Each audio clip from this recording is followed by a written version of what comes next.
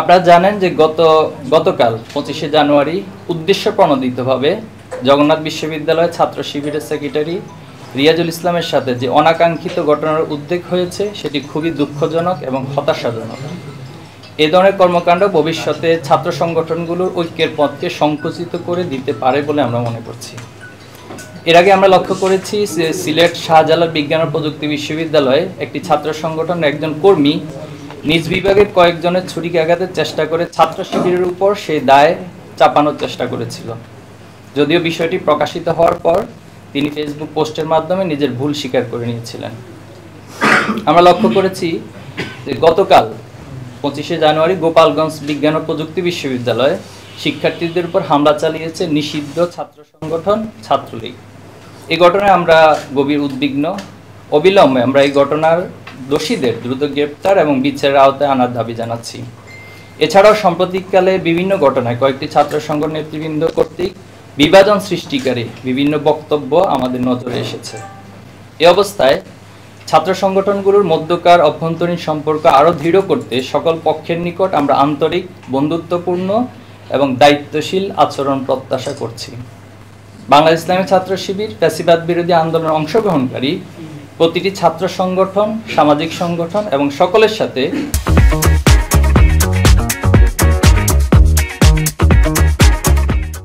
সম্প্রতি আমরা আরও লক্ষ্য করেছি একটি ছাত্র সংগঠনের শীর্ষ নেতা সামাজিক যোগাযোগ মাধ্যমে লাল সন্ত্রাসের ডাক দিয়ে বলেছেন, লাল সন্ত্রাসী মুক্তির একমাত্র পথ।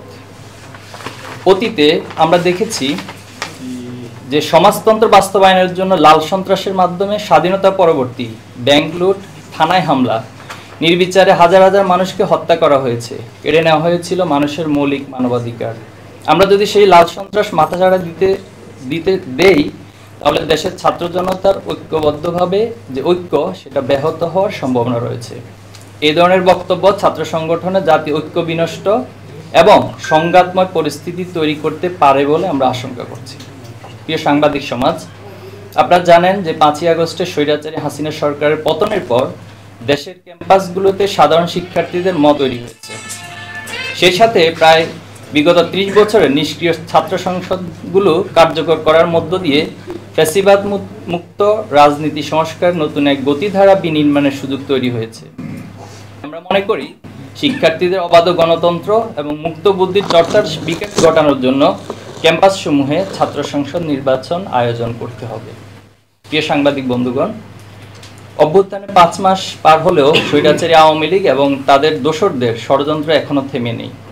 24-এর আন্দোলনে আওয়ামী লীগ ও তার অঙ্গ সংগঠনের সন্ত্রাসীরা যে বর্বর হামলা চালিয়েছিল তাতে হাজারো প্রাণ ঝরে গেছে, যা ইতিহাসে নজিরবিহীন। রংপুরের শহীদ আবু সাইদ, রাজশাহীর আবু রায়হান, চট্টগ্রামের শহীদ ওয়াসিম, ঢাকার শহীদ মুগ্ধ সহ সহস্রাধিক ছাত্র জনতাকে শহীদ করা হয়েছিল। এই গণহত্যা রাষ্ট্রের সকল শক্তি প্রয়োগ করে ছাত্র জনতার উপর নিপীড়ন চালানো হয়েছিল। আওয়ামী লীগ ও তাদের দোসরদের পরিকল্পিত ষড়যন্ত্রের কারণে জাতি চরম ক্ষতির সম্মুখীন এবং এখনও তারা অস্থিতিশীলতা সৃষ্টি করার চেষ্টা চালিয়ে যাচ্ছে, কিন্তু দেশের জনগণ তাদেরকে বরদাস্ত করবে না। ফ্যাসিবাদ কায়েমে সবচেয়ে সহায়ক ভূমিকা পালন করেছিল।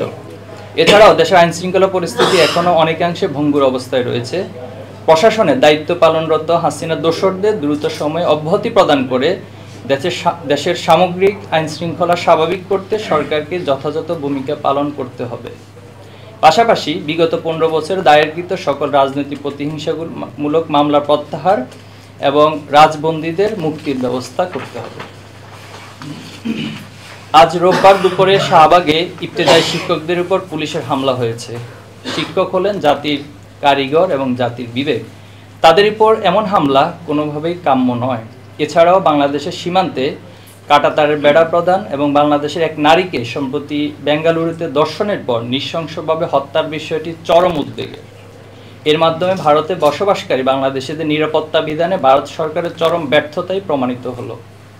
আমরা নিহত নারীর পরিবারের জন্য প্রয়োজনীয় সহযোগিতা নিশ্চিত করতে এবং এই হত্যাকাণ্ডের সুবিচারের জন্য কূটনৈতিক চাপ প্রয়োগের জন্য বাংলাদেশ সরকারের প্রতি আহ্বান জানাচ্ছি। প্রিয় সাংবাদিক বন্ধুগণ, আপনারা জানেন যে 5ই আগস্ট অভ্যুত্থানের পরবর্তী নতুন বাংলাদেশ গঠনের সুযোগ তৈরি হয়েছে। সেই সাথে সুযোগ তৈরি হয়েছে দেশের জনসাধারণকে জনশক্তিতে পরিণত করতে প্রচলিত শিক্ষা ব্যবস্থার সংস্কারের। সরকার ইতিমধ্যে বেশ কিছু সংস্কার কমিশন গঠন করলেও দুঃখজনক হলেও সত্য, শিক্ষা সংস্কার কমিশন গঠন করা হয়নি।